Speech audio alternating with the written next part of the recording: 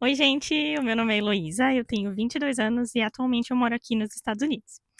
Hoje eu vou trazer para vocês um pouquinho do comparativo entre as duas experiências de Work and Travel que eu fiz. Eu participei da temporada 24 e 25 e da temporada 25 e 26. Então, falando um pouquinho sobre a minha primeira experiência de Work and Travel, eu fui para a cidade de Ruidoso, no Novo México, e lá eu trabalhei como recepcionista em um hotel. Essa foi minha primeira experiência viajando fora do Brasil e eu fui completamente sozinha. Então, teve ali alguns desafios já por ser completamente sozinha, a primeira vez fora do Brasil. A gente ainda não sabe muita coisa, é um pouquinho mais difícil essa primeira vez. Então lá eu ganhava 12,50 por hora. Eu morava em um dos quartos do hotel junto com outra brasileira, eu dividia com ela. E a gente, cada uma de nós, pagava US$ 250 por mês no nosso quarto de hotel, em que também era incluso o nosso café da manhã, que era o mesmo café da manhã que os hóspedes consumiam no hotel. Então a gente tinha esse benefício ali do café da manhã, uma refeição a menos pra gente gastar, digamos assim. Na minha segunda experiência, eu trabalhei como no departamento de rental em uma estação de esqui. Então eu basicamente auxiliava os clientes ali dando os equipamentos de esqui que eles já haviam alugados.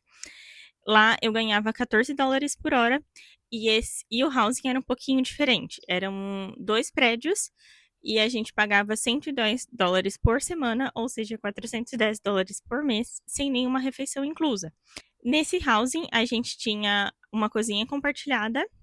Eram dois prédios, então cada prédio tinha a sua própria cozinha, compartilhada com os outros quartos. E nesse eu dividi o quarto com o meu noivo. Em relação às horas, então, falando um pouquinho, na primeira temporada eu fazia uma. Na maioria das vezes eu sempre fazia 40 horas na semana. Só na Hell Week que eu fiz ali 60, 70 horas. Mas no geral eu sempre fazia as 40 horas assim, fixo praticamente. O meu horário no hotel era fixo toda semana. Eu sempre tinha 2 dias de folga. Já comparando com a estação de esqui, mudava bastante o schedule. Então, assim, tinha algumas semanas que eu tinha 30 horas na semana, semanas que eu tive 70 horas na semana. Então, assim, variava bastante. Ali na Week, eu acho que ela durou umas 2 semanas, ou até um pouco mais, e que eu fiz mais de 70 horas em todas essas semanas. E depois disso, aí eles reduziram bastante as nossas horas. Também porque o movimento reduziu bastante, então a gente fazia em média 32 ou 35 horas por semana. Agora falando um pouquinho de amizades, bastante gente fica assim, será que eu vou fazer amigos no intercâmbio? Tô indo completamente sozinha, vou fazer amizade? Sim, não se preocupem, vocês vão fazer amizade.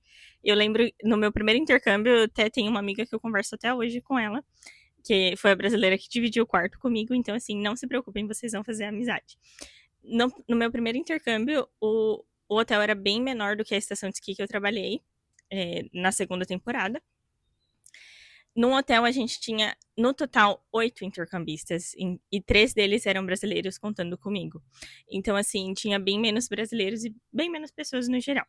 Já na temporada da estação de esqui, que eu trabalhei na estação de esqui, a gente tinha 22 brasileiros e no total de J1s a gente era em 100 pessoas. Então, assim, era muito maior e com isso a gente claramente fez muito mais amizades. O meu noivo tem amigos que ele conversa até hoje, que marca de sair, enfim. Agora falando um pouquinho em relação a transporte. Pro hotel, obviamente eu morava em um dos quartos do hotel, então eu não tinha problema de chegar atrasada no hotel, nem nada do tipo, porque eu já estava dentro do meu trabalho o tempo inteiro. Essa não era uma preocupação. Agora, trabalhando na estação de esqui, o nosso housing ficava a uns 5 minutos caminhando da estação de trem, que é onde você pega o trem para subir a montanha. O trem, ele é como se fosse um bondezinho, e eu vou tentar deixar foto ou algum vídeo do trem aqui para vocês verem, mas também tem um vídeo aqui no canal que eu conto um pouquinho sobre essa experiência e lá tem a minha primeira vez pegando o trem.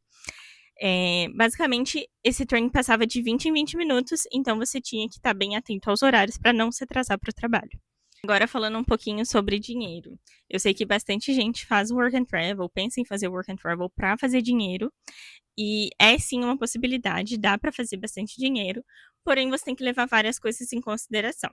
Se você, por exemplo, escolher uma estação de esqui, o clima vai influenciar bastante nas suas horas. Então, assim, não tem muito como você controlar isso, porque se não tiver clientes, eles com certeza não vão te dar muitas horas. É, essa é uma coisa que vai pesar bastante na balança e muita gente pega um segundo emprego. Essa é uma coisa que eu acho também muito importante, principalmente você pesquisar antes sobre a cidade. A cidade que eu fui no primeiro intercâmbio, como eu falei, ela não tinha muito movimento, não tinha muitas lojas, nem nada do tipo. O que tinha mais perto do hotel era um Walmart, que foi aonde eu consegui o meu segundo emprego. Eu ganhava um pouco mais, eu ganhava $14 a hora e eu trabalhava sempre que eu estava disponível do hotel. Então, geralmente no período da manhã, porque eu fazia o período da noite no hotel. Uma coisa que você tem que colocar bastante na balança. Pesquisa um pouco sobre a cidade que você está escolhendo. Aqui em Gatlinburg, por exemplo, foi muito fácil encontrar segundo emprego. Tanto para mim quanto para outras pessoas, eu vi que vários amigos meus arrumaram segundo emprego. Tinha gente que tinha até 3 empregos. Sim, eu não sei como eles arrumavam tempo para trabalhar tanto, mas tem essa possibilidade sim. E como eu estava dizendo, se o seu objetivo é fazer dinheiro, esse tipo de coisa vai influenciar bastante. Não venha com a cabeça de fazer somente as horas que o seu primeiro empregador te der. Se o seu objetivo é fazer dinheiro, você vai ter que procurar um segundo emprego, ou às vezes até um terceiro. Em relação ao inglês, o inglês melhorou? O inglês fez diferença já ver com o inglês bom do Brasil? No meu primeiro work and travel, eu só tinha feito inglês. O meu inglês era basicamente o inglês de escolas de inglês, então eu não tinha muito contatos com nativos e nem nada do tipo. Essa foi minha primeira experiência e a primeira vez que eu tive assim contato com americanos, né? Então, eu tive bastante dificuldade, sim, nas primeiras semanas, não vou mentir. Isso que no Brasil eu fiz 5 anos de inglês antes de embarcar para esse intercâmbio, e mesmo assim, para mim, foi sim bem difícil. As 2 primeiras semanas eu não entendia muito bem o sotaque, ainda mais que eu estava próximo ao Texas, e o sotaque do Texas é bem difícil de entender. Eu acho que o sotaque americano, no geral, pra gente que veio com curso de inglês somente, né? É bem difícil no começo, mas você vai entender sim. Não se preocupe, porque você vai conseguir entender eles em algum momento. Demora um pouquinho às vezes, mas você vai conseguir. No meu segundo intercâmbio, tinha vários amigos que vieram sem inglês nenhum, ou com inglês muito, muito básico. E mesmo assim, eles conseguiram se virar. Então, caso o seu inglês não seja muito bom, tá tudo bem. Treina bastante no Brasil, esse é um dos pontos que eu daria uma dica. Treina bastante no Brasil, se você puder fazer alguma aula de conversação, alguma coisa, vai ajudar bastante sim a entender os americanos, principalmente no início. Mas caso você não consiga, não tenha um inglês muito bom, não se preocupa. Você vai se virar, você vai ter que dar conta. Mas também não procura alguma função que seja com inglês excelente, por exemplo. Procure uma função que seja um inglês intermediário. Agora eu vou trazer um pouquinho dos pontos positivos e negativos das duas experiências.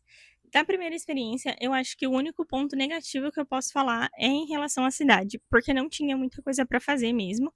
Era uma cidade muito pacata e tudo era muito longe. Então, se a gente quisesse ir para o centro, a gente tinha que pegar um Uber, ou se fosse de ônibus, ia demorar. E eu acho que o ponto positivo da primeira experiência era o meu trabalho. O trabalho como recepcionista eu gostava muito, porque eu tinha muito contato com os clientes, atendia ligações, fazia reservas, estava ali sempre em contato com os clientes, caso eles precisassem de alguma coisa nos quartos deles. E também eu trabalhava sozinha, então isso me dava bastante liberdade. Em relação ao segundo intercâmbio, o ponto negativo que eu tenho para falar era sobre o housing. O housing em si não era ruim, porém a gente teve alguns problemas durante a Hell Week com a água quente. Sim, para tomar banho. A gente estava lá num frio de menos 15 graus, menos 10 graus, e às vezes a gente não tinha água quente para tomar banho.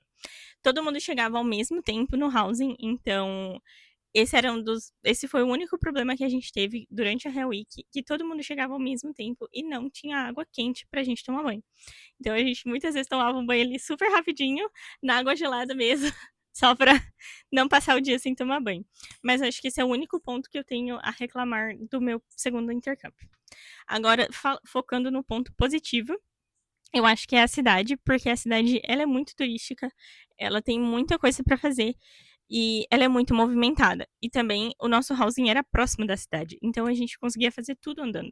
Não precisava depender de transporte público nem nada do tipo, mesmo que aqui a cidade tenha transporte público, mas tinha várias coisas próximas. A única coisa que eu pontuaria também E falando agora sobre a cidade, é porque nós não temos mercado próximo. O mercado que tem é bem longe do housing, então a maioria dos intercambistas, incluindo eu, a gente pedia ao Walmart para entregar no housing. E sempre deu tudo certo. O único problema é que às vezes você saía para trabalhar e daí chegava a tua compra, mas nunca ninguém pegava, só ficava lá no housing quando você chegasse, você ia pegar a sua compra.